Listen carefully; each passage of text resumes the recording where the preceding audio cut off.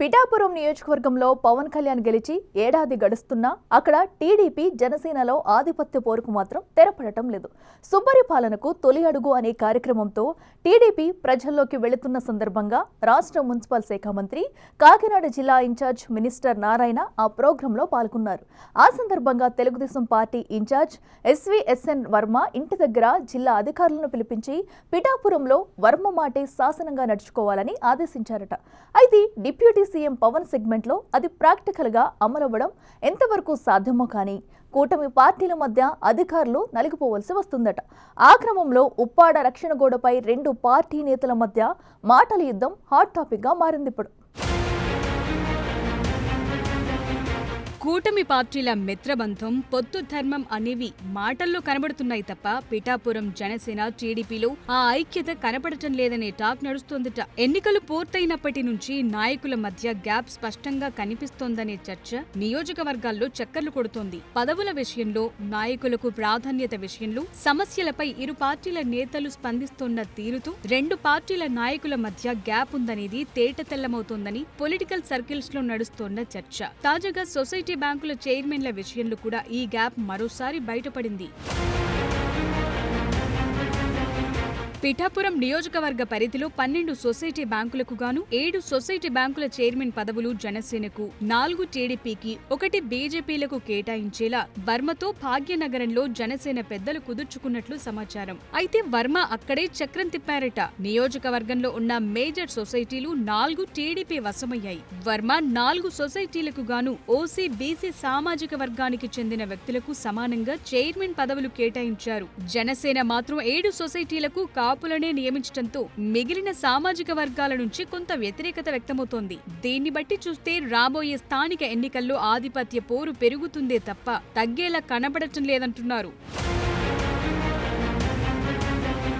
Pithapuram segment పరిధిలోని ఉప్పాడ తీర ప్రాంతంలో కోత విషయంలోనూ రెండు పార్టీల నాయకులు స్పందించిన తీరు కూడా చర్చకు దారితీస్తోందట.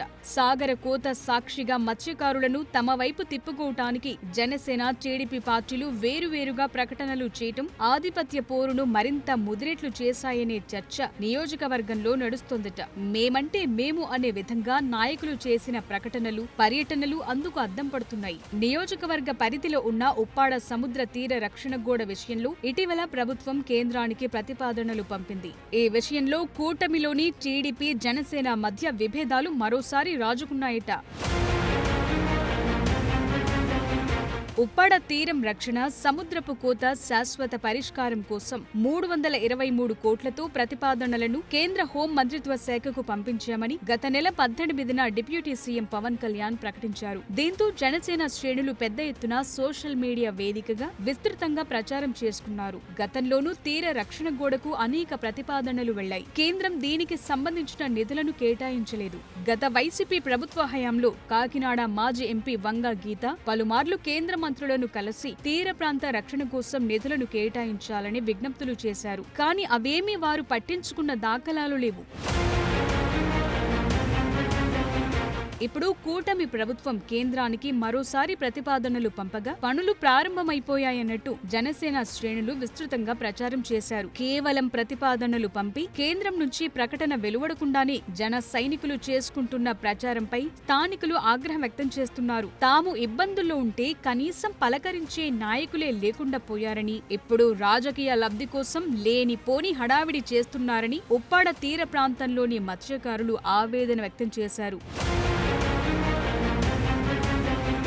ఆ క్రమంలో టీడీపీ మాజీ ఎమ్మెల్యే వర్మ రంగంలోకొచ్చారు. తీర ప్రాంతాన్ని పరిశీలించి అక్కడి ప్రజలతో నేరుగా మాట్లాడారు. స్థానికులతో కలిసి మాట్లాడిన వర్మ ఎన్నికల్లో ఇచ్చిన హామీ ప్రకారం ఉప్పాడ తీరాన్ని రక్షించి తీరుతామని ఇప్పటికే ముఖ్యమంత్రి చంద్రబాబు కేంద్ర ప్రభుత్వానికి ప్రతిపాదనలు పంపించారని స్థానికులకు చెప్పుకొచ్చారు. ఇదే విషయాన్ని ఆయన సోషల్ మీడియా ఖాతాల్లో పోస్టు చేశారు. దీంతో సీన్లోకి జన సైనికులొచ్చారు. ఉప్పాడ పరామర్శ యాత్ర కాస్త పొలిటికల్ టర్న్ తీసుకున్నట్లయింది. ఉప్పాడ తీర రక్షణ విషయంలో పవన్ కళ్యాణ్ పేరు ప్రస్తావించకపోవడంతో జనసేన పార్టీ శ్రేణులు భగ్గుమన్నాయి. తన సొంత క్రెడిట్ కోసం వర్మ వ్యవహరిస్తున్నారని ఆగ్రహం వ్యక్తం చేస్తున్నాయి. తమ జనసేనాని ప్రతిపాదనలు పంపితే మీరెలా ప్రచారం చేసుకుంటారని మండిపడుతున్నారు. మొత్తానికి పిఠాపురంలో జనసేన టీడీపీల మధ్య వైరం ఏదో ఒక ఇష్యూలో తరచూ రచ్చకెక్కుతుండటం సామాన్యులకు అంతుపట్టకుండా తయారైందంటున్నారు.